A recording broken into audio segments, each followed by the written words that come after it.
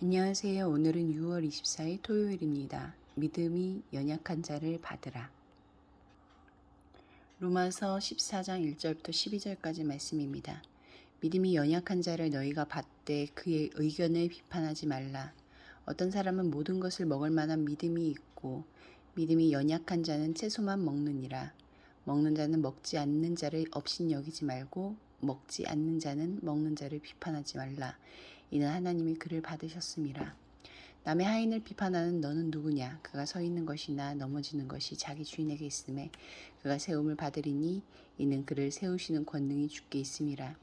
어떤 사람은 이 날을 전날보다 낮게 여기고 어떤 사람은 모든 날을 같게 여기나니 각각 자기 마음으로 확정할지니라.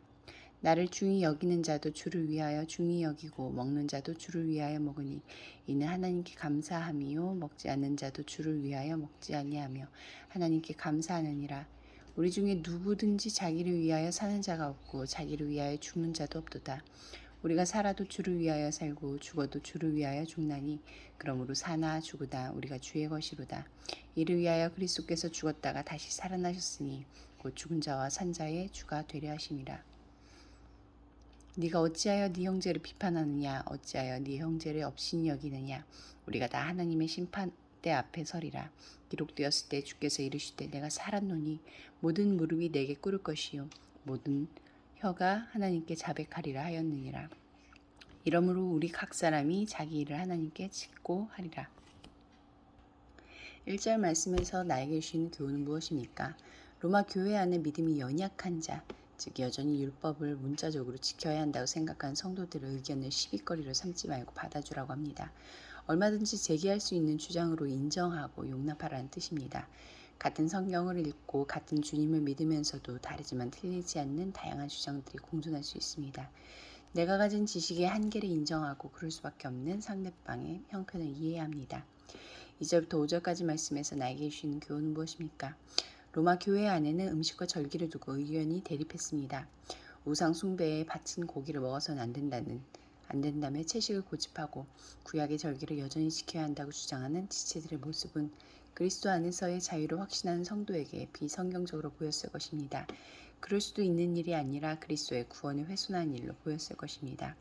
그래서 자유를 주하시는 자들은 믿음이 연약한 성도의 구원 자체를 의심하였습니다. 하지만 그런 태도는 하나님이 받으신 사람을 배척하는 것입니다. 하나님이 괜찮다 하시는 것을 죄악시하지 않아야 합니다. 6절부터 9절까지 말씀에서 나에게 주시는 교훈은 무엇입니까? 믿음이 약한 자든 강한 자든 음식과 절기에 관하여 주를 위해 한 것이면 다 괜찮습니다. 그리스도의 구속으로 새로 태어나 새로운 주인의 소유가 되었으니 살든지 죽든지 먹든지 마시든지 그 주인을 기쁘게 하려는 의도라면 문제 삼지 않아도 됩니다. 구원과 직접 관련된 심각한 교리가 아니라면 겉모습만 보고 판단하지 말고 동기를 더 중요하게 여겨야 합니다. 바른 교리나 관습을 주장하더라도 사랑이 없으면 소용이 없고 주님의 영광을 위한 것이 아니라면 무익합니다. 10절부터 12절까지 말씀에서 나에게 주시는 교훈은 무엇입니까?